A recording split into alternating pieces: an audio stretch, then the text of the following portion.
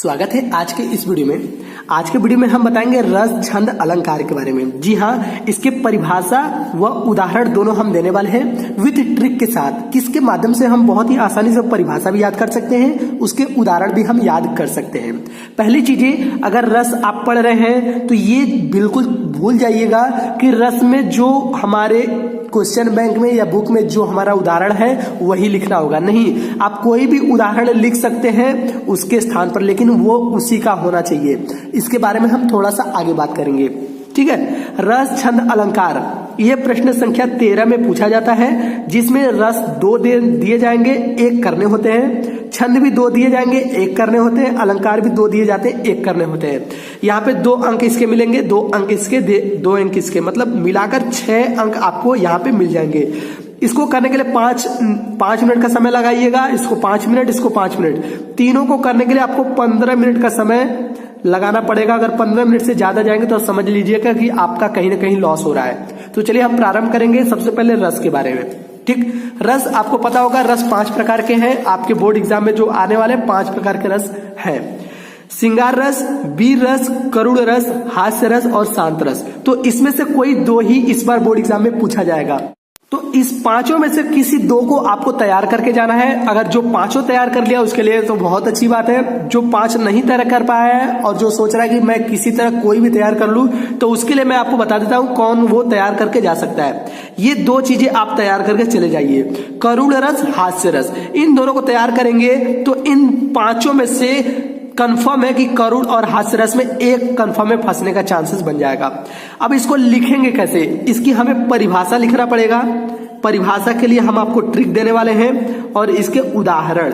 तो ये दोनों चीजें हम ट्रिक के माध्यम से आपको बताएंगे कि कैसे लिख सकते हैं। ठीक, तो परिभाषा सबसे पहले ध्यान दीजिएगा, हम करुण रस और हास्य रस की बात करेंगे। बाकी सभी का परिभाषा इसी ट्रिक के आधार पर लगेगा जो मैं अभी ट्रिक दिखाने वाला हूं। तो 5 का ट्रिक लगा सकते हैं परिभाषा, उदाहरण सबका अलग अलग होगा। ठीक, मैंने एक फॉर्मेट बना दिया है। इस फॉर्मेट के तरह से आपको सभी के सभी परिभाषा याद हो जाएंगे। परिभाषा कैसे होगा, मान लीजिए हम यहाँ पे करुण रस लेते हैं, तो आपको हेडिंग डालना होगा करुण रस। मैंने यहाँ पे हेडिंग डाल दिया। अब इसको डबल अंडरलाइन कर लीजिएगा, ज्यादा समय नहीं लगता है। अगर 1 बार 2 बार 3 बार ट्राई कर लेंगे तो हमें लगता है कि ज्यादा समय नहीं लगता है। करुण रस लिखने के बाद अब इसका हम लिखेंगे परिभाषा। ठीक, तो करुण रस का हमें हमेशा इसका स्थायी नाम पता होना चाहिए। तो मैं यहीं पर आपको सबका स्थायी भाव पता कर देता हूं। श्रृंगार रस का क्या होता है उत्साही भाव, इसका होता है रति। तो रति आप याद कर लीजिए कि श्रृंगार रस को रति नाम से जाना जाता है, इसका स्थायी भाव है। वीर रस के लिए उत्साह है, उत्साह। फिर करुण रस के लिए शोक। इसका कहां पे उपयोग होगा ट्रिक में मैं आपको बता दूंगा। हास्य रस, हास। और शांत रस का निर्वेद। ठीक, तो ये सभी आपको याद करना होगा, इन सभी का स्थायी भाव। श्रृंगार रस का रति, वीर रस का उत्साह, करुण रस का शोक, हास्य रस का हास, शांत रस का निर्वेद। इन सभी को अगर आप याद कर चुके हैं तो आपको इस फॉर्मेट में रखना है। आपको यहां से लेकर यहां तक आपको याद करना है। अगर ये चीजें एक बार याद कर लेते हैं तो 5 के 5 आप ट्रिक इस पे लगा सकते हैं। जैसे अगर करुण रस पूछता है तो करुण रस के लिए मैंने आपको क्या बताया, स्थायी भाव शोक बताया, तो आपको यहां पे लिखना है शोक। तो ये चीजें आप ब्लैक पेन से लिखेंगे शोक। ठीक, इन्वर्टेड कामा। शोक नामक स्थायी भाव जब विभाव, अनुभाव व संचारी भावों से संयोग करता है तो क्या कहलाता है, करुण रस कहलाता है। यहां पे लिखना है करुण रस, करुण रस कहलाता है। तो आप समझ गए होंगे कि ये फॉर्मेट हमेशा यूज होगा किसी भी परिभाषा में। अगर आप इससे ज्यादा और लिखेंगे तो अच्छे नंबर मिलेंगे, लेकिन जिसको बिल्कुल नहीं समझ में आता कि मैं क्या करूं, तो वो इस ट्रिक का उपयोग कर सकता है। ये ट्रिक आपके लिए बहुत ही जबरदस्त साबित होगा। मान लीजिए यहाँ पे अगर हम हास्य रस लेते हैं, ठीक, हास्य रस लेते हैं तो उसका स्थायी भाव क्या है, हास है। तो हम यहाँ पे यूज करेंगे हास नामक स्थायी भाव जब विभाव, अनुभाव व संचारी भावों से संयोग करता है तो हास्य रस कहलाता है। मतलब यहाँ पे आपको बस 2 चीजें चेंज करना होगा, बाकी चीजें सब कुछ सेम रखिएगा।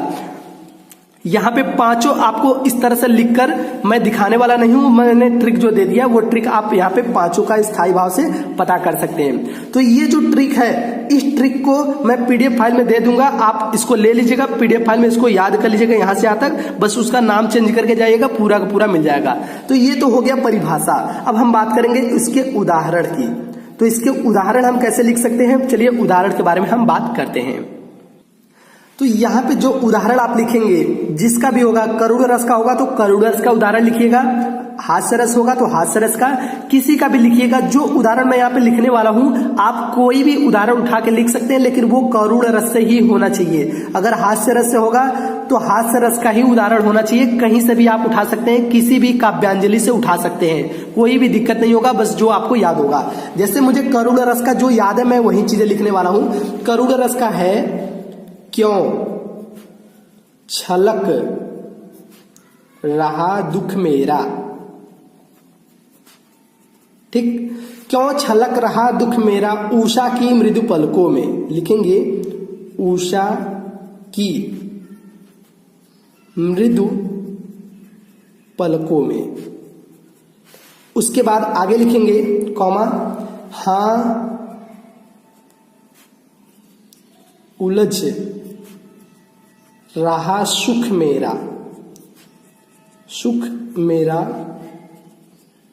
संध्या की घन अलकों में, ठीक। इसको बहुत ही सिंपल से आप याद कर सकते हैं, 2-3 बार पढ़ेंगे बिल्कुल याद हो जाएगा, बस 2 या 3 बार आपको पढ़ना है। क्यों छलक रहा दुख मेरा उषा की मृदु पलकों में, हाँ उलझ रहा सुख मेरा संध्या की घन अलकों में। बस इतना आपको पढ़ लेना 2-3 बार, ये कंफर्म है याद हो जाएगा। ये लिखने के बाद आपको इसका स्पष्टीकरण भी लिखना पड़ेगा कि इसका मतलब क्या है। तो यहां पे लिखेंगे स्पष्टीकरण। स्पष्टीकरण आप हेडिंग डालिएगा और इसको डबल अंडरलाइन से कर दीजिएगा। डबल अंडरलाइन करने में ज्यादा समय नहीं लगता है। कुछ लोग कमेंट किए थे सर डबल अंडरलाइन में 1 घंटा लग जाएगा, बिल्कुल ऐसा नहीं है। डबल अंडरलाइन जल्दी से कर लेंगे, देखने में बहुत ही साफ सुथरा लगेगा, इसलिए मैं डबल अंडरलाइन के लिए बताता हूं, ठीक। स्पष्टीकरण में देखिए क्या लिखना है आपको। स्पष्टीकरण में आपको जो चीजें लिखना है वो चीजें मैं लिखकर नहीं दिखाने वाला हूं, क्योंकि लिखकर दिखाएंगे तो काफी लंबा चौड़ा हो जाएगा, इसलिए मैं आपको बोलकर दिखा देता हूं, वही चीज आपको लिखना है। इसका स्पष्टीकरण आप अपने बुक से देख सकते हैं। जैसे यहाँ पे लिखा है, प्रस्तुत पद में कवि ने अपनी प्रेयसी के विरह में रुदन का वर्णन किया गया है। इसमें कवि के हृदय का शोक स्थायी भाव है, प्रियतमा आलंबन है या प्रेमी कवि आश्रय है। ये चीजें जो लिखा है वो चीजें आपको इसका मतलब मिल जाएगा। आप इसका जो अर्थ होगा वही चीजें आपको लिखना है। अगर लिख देते हैं या इससे मिलता जुलता जो लिख देते हैं उसी पर आपको 2 अंक पूरे के पूरे मिल जाएंगे, ठीक। तो ये हो गया रस के बारे में। चलिए अब हम बात करेंगे अलंकार के बारे में। अलंकार 8 प्रकार के होते हैं। कौन कौन सा? अनुप्रास अलंकार, यमक अलंकार, श्लेष अलंकार, रूपक, उत्प्रेक्षा, उपमा, संदेह और भ्रांति मार्ग। 8 प्रकार के अलंकार होते हैं।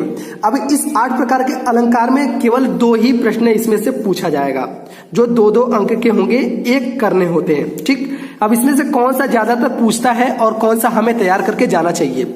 हम अनुप्रास अलंकार बताएंगे, यमक अलंकार, रूपक और उत्प्रेक्षा। इन 4 को आप तैयार कर लेते हैं तो इन चारों में से 2 पूछे जाएंगे और 1 करने होंगे। अगर आप वो कर लेते हैं तो पूरे 2 अंक आपको मिल जाएंगे। इसके लिए 5 मिनट आप लगा सकते हैं। चलिए आपको बताते हैं कि बारी बारी से इसका परिभाषा क्या है और इसका उदाहरण क्या है। मैंने पहला ले लिया है अनुप्रास अलंकार के बारे में। इसका आपको पहले परिभाषा लिखना पड़ेगा, उसके बाद उदाहरण, फिर उसका स्पष्टीकरण लिखना पड़ेगा। चलिए अनुप्रास अलंकार के हम पहले परिभाषा लिख देते हैं कि इसका मतलब क्या है। आपको लिखना पड़ेगा यहाँ पे एक ही वर्ड।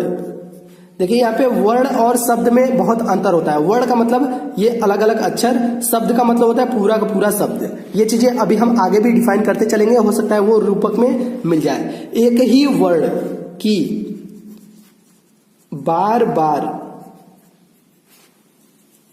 आवृत्ति होने पर अनुप्रास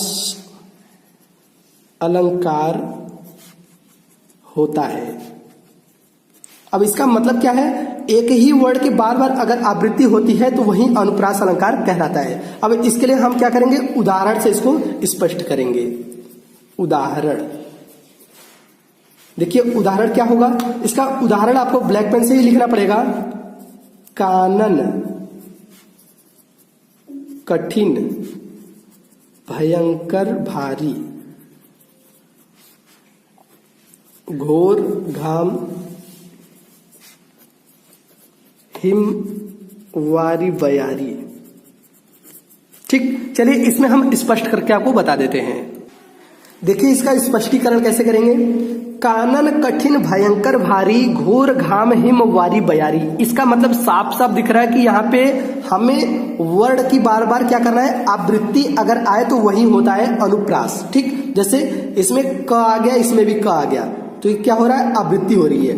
भ, इसमें भी भ आ गया, तो ये क्या हो रही है, आवृत्ति हो रही है, बार बार पुनः आ रही है। इसमें घ आ गया, ये भी हो गया, इसमें वो आ गया, ये चीजें। तो आपको दिख रहा है कि बार बार आवृत्ति हो रही है, वही चीजें हमारा क्या है, अनुप्रास अलंकार है। तो आपको स्पष्टीकरण में लिखना पड़ेगा, इस उदाहरण में क्या क्या है, लिखेंगे क, कॉमा करेंगे इन्वर्टेड में, फिर भ, फिर घ, फिर म। तो ये चीजें आप लिख सकते हैं, जो जो चीजें हमें दिखेगा वही चीजें आप कर सकते हैं। यहाँ पे र भी दिख रहा है, हम र भी लिख सकते हैं। ठीक, तो लिखेंगे स्पष्टीकरण में, इस उदाहरण में क, भ, घ, र, म आदि अक्षर, आदि भी लिख सकते हैं, आदि अक्षर एक से अधिक बार आए हैं। ठीक, इसलिए यह अनुप्रास अलंकार है। बस इतना ही आपको लिखना है। अगर ये अनुप्रास अलंकार आ जाता है तो बस इतना आप लिखेंगे, पूरे के पूरे 2 अंक आपको मिल जाएंगे। ठीक, चलिए अगले अलंकार की हम बात कर लेते हैं। यहाँ पे सेकंड नंबर है यमक अलंकार।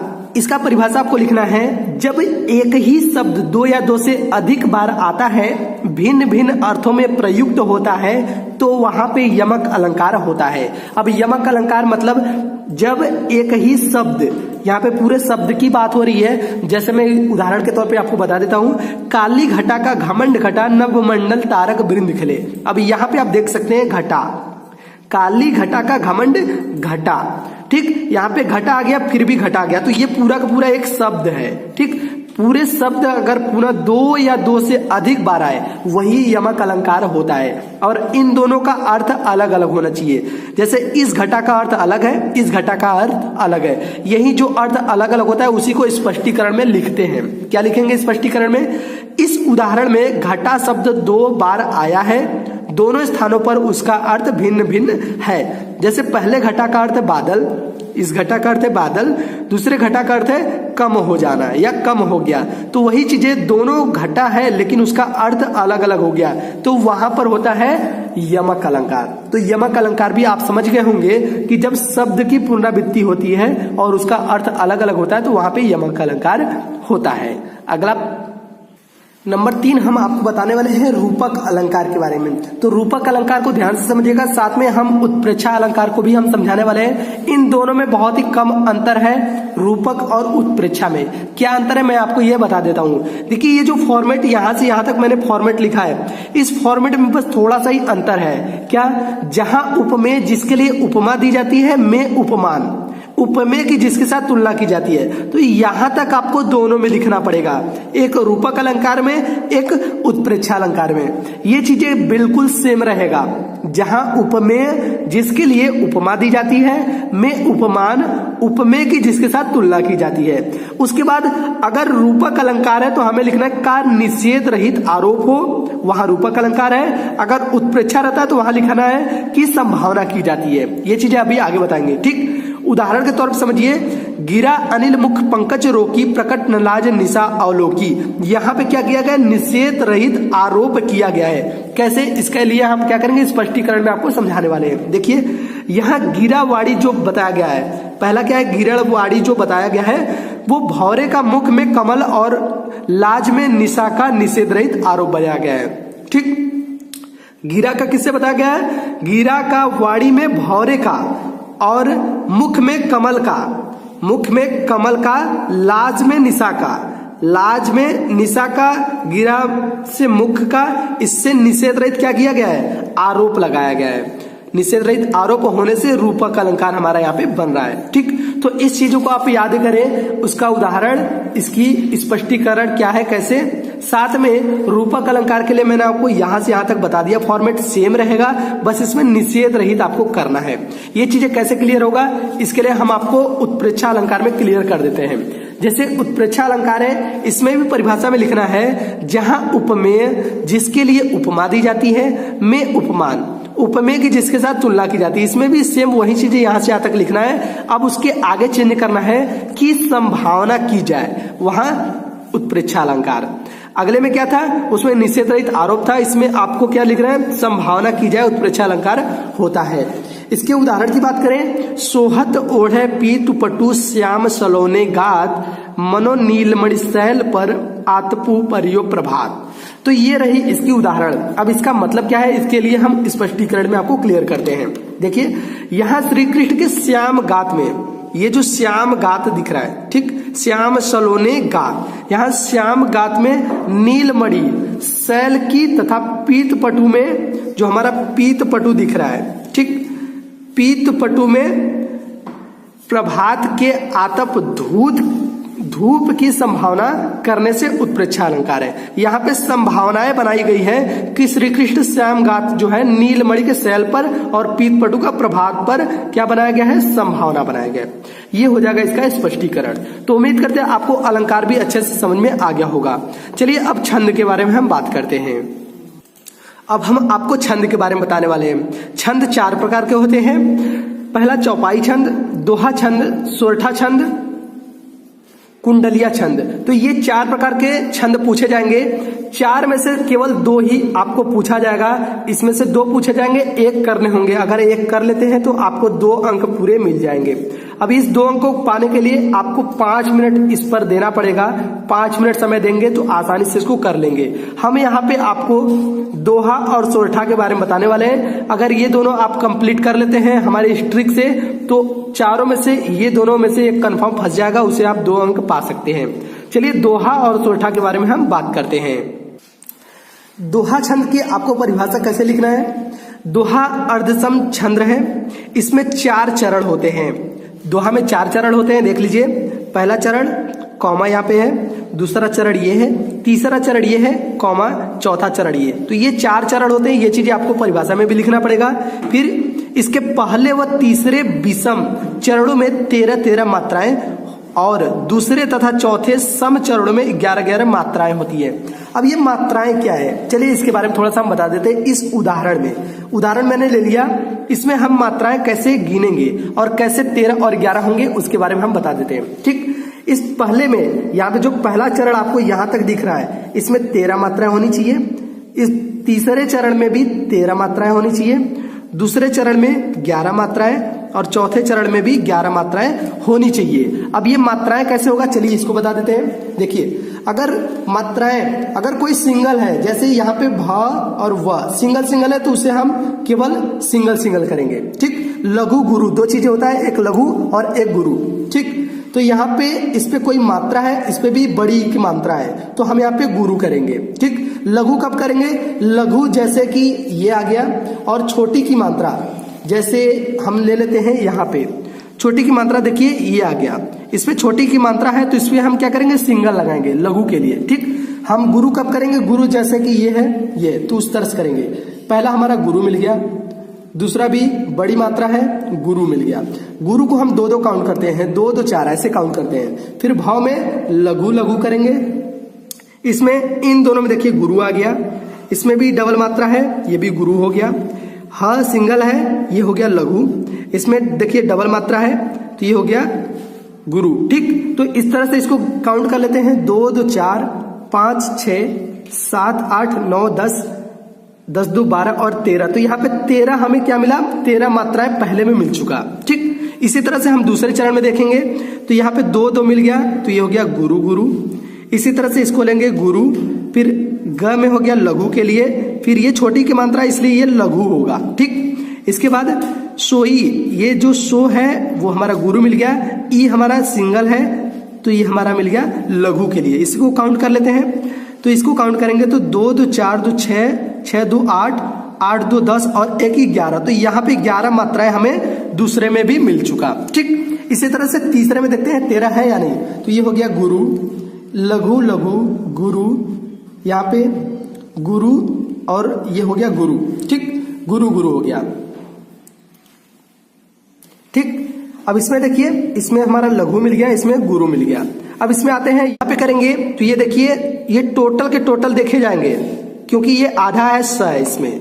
तो ये हो गया हमारा गुरु, ये छोटी का मात्रा है इसलिए लघु हो गया। इसमें देखिए सिंगल है लघु, छोटी का मात्रा लघु लघु। फिर ये हो गया लघु, ये छोटी की मात्रा लघु हो गया। ये डबल है इसलिए गुरु और ये लघु। इसको काउंट कर लेते हैं। इसको मैंने काउंट कर लिया, 13 आ चुका है।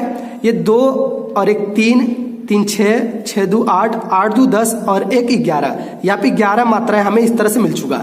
तो मैंने आपको क्या बताया, मैंने आपको दोहा छंद में 13 मात्राएं, पहले में दूसरे में 11, फिर 13 मात्राएं, फिर 11 मात्राएं। ये 4 चरण होते हैं, पहला चरण, दूसरा चरण, तीसरा चरण और चौथा चरण। 4 चरण में ये होते हैं, जैसा कि मैंने आपको यहाँ पे दिखा दिया है दोहा के लिए। दोहा अर्धसम छंद है जिसमें इसमें 4 चरण होते हैं। इसके पहले व तीसरे विषम चरणों में 13-13 मात्राएं और दूसरे तथा चौथे सम चरणों में 11-11 मात्राएं होती है। मैंने आपको मात्रा भी करके बता दिया। चलिए हम अगले बात करते हैं सोरठा के बारे में। अगला है सोरठा। सोरठा की परिभाषा क्या है? इस सोरठा जो है दोहा का जस्ट विपरीत होता है। मतलब सोरठा अर्धसम मात्रिक छंद है, इसमें 4 चरण होते हैं। देखिए इसमें भी 4 चरण ही मौजूद हैं। ठीक, इसके पहले और तीसरे चरण में 11-11 मात्राएं हैं तथा दूसरे और चौथे चरण में 13-13 मात्राएं हैं। मतलब इसके पहले मैंने दोहा में क्या बताया था, यहाँ पे 13-13 बताया था, यहाँ पे 11-11 बताया था। लेकिन सोरठा में क्या है, यहाँ पे 11-11, यहाँ पे 13-13 मात्राएं हैं। यह दोहा का उल्टा होता है। चलिए इसके उदाहरण के द्वारा हम आपको बताते हैं कि ये 13-13 और 11-11 मात्राएं कैसे होगा। जैसे यहाँ पे उदाहरण मैंने ले लिया, राम स्वरूप तुम्हार बयन अगोचर बुद्धि पर, अविगत अकत अपार, नेति नेति नित निगम कह। अब चलिए इसका हम क्या करेंगे, काउंट करते हैं कि किसमें कितने हैं। देखिए ये पहला चरण है, ये दूसरा चरण, ये तीसरा चरण है और ये चौथा चरण। इसमें 4 चरण मैंने आपको बता दिया था। अब इसमें कितने होंगे, इसमें 11 होने चाहिए, इसमें 13 होने चाहिए, इसमें 11 होने चाहिए और इसमें 13 मात्राएं होनी चाहिए। ये जस्ट क्या है, इसके दोहा के विपरीत है। दोहा में इसमें 13-13 था, यहाँ पे 11-11 था, लेकिन सोरठा है इसमें अलग अलग है। चलिए इसको देखते हैं। यहाँ पे डबल है, ये हो गया गुरु लघु, ये हो गया लघु। ये देखिए बड़ी ऊ का मंत्र, बड़ी है ना, बड़ी अक्षर के लिए क्या करेंगे, गुरु लेंगे, ये हो गया लघु। अब यहाँ पे देखिए ये हो गया सिंगल और इन दोनों को लेंगे तो ये हो जाएगा गुरु लघु। ठीक, इसमें आते हैं। चलिए अब इसको देखते हैं। बयान में देखिए सिंगल सिंगल हो गया, यहाँ पे सिंगल, ये हो गया डबल के लिए, ये सिंगल सिंगल हो गया लघु लघु। अब यहाँ पे देखिए बुद्धि के लिए क्या करेंगे, डबल हो गया और ये छोटी का मात्रा आधा है इसलिए ये लघु हो गया और ये दोनों सिंगल है इसलिए लघु लघु। ठीक, इसको काउंट करते हैं। 3 3 2 5, 5 3 8, 8 2 10, 1 11, 11 2 13, ये हो गया 13। अब आते हैं अगले लाइन में। तीसरे चरण में देखिए यहाँ पे लघु लघु, यहाँ पे लघु लघु। ठीक, ये छोटी का मात्रा इसलिए यहाँ पे लघु लघु लघु, ये लघु गुरु लघु। ठीक, ये डबल है इसलिए गुरु हो गया। इसमें आते हैं नेति, ये डबल हो गया, ये छोटी का मात्रा, ये डबल, ये छोटी का मात्रा इसलिए सिंगल, ये हो गया सिंगल दोनों और यहाँ पे भी सिंगल है और ये सिंगल है। ठीक, काउंट कर लेते हैं। टोटल 4 3 7, 7 2 9 और 9 2 11, ये हो गया 11 मात्राएं। इसमें आते हैं 2 1 3, 3 2 5 1 6, 6 2 8, 8 2 10 और 10 3 13, यहाँ पे 13 मात्राएं हो गया। तो आपको समझ में आ गया कि यहाँ पे 4 कह सकते हैं 4 चरण मौजूद आपको मिल गया। और ये जस्ट किसका होता है, दोहा का उल्टा होता है। जैसा कि मैंने आपको बता दिया दोहा का उल्टा होता है। ये चीजें आप लिख सकते हैं। उम्मीद करते हैं आपको रस छंद अलंकार समझ में आ गए होंगे। रस छंद अलंकार, अगर ये तीनों आप कंप्लीट करके जाते तो आपको पूरे 6 अंक मिल जाएंगे। इसके लिए आपको 15 मिनट का समय देना पड़ेगा। 15 मिनट में आप कंप्लीटली 6 अंक पा सकते हैं। अगर वीडियो पसंद आया तो प्लीज वीडियो को लाइक करें। अगर चैनल पर पहली बार आए तो चैनल को सब्सक्राइब कर लीजिए, क्योंकि इस तरह से और भी वीडियो आपको देने वाले हैं।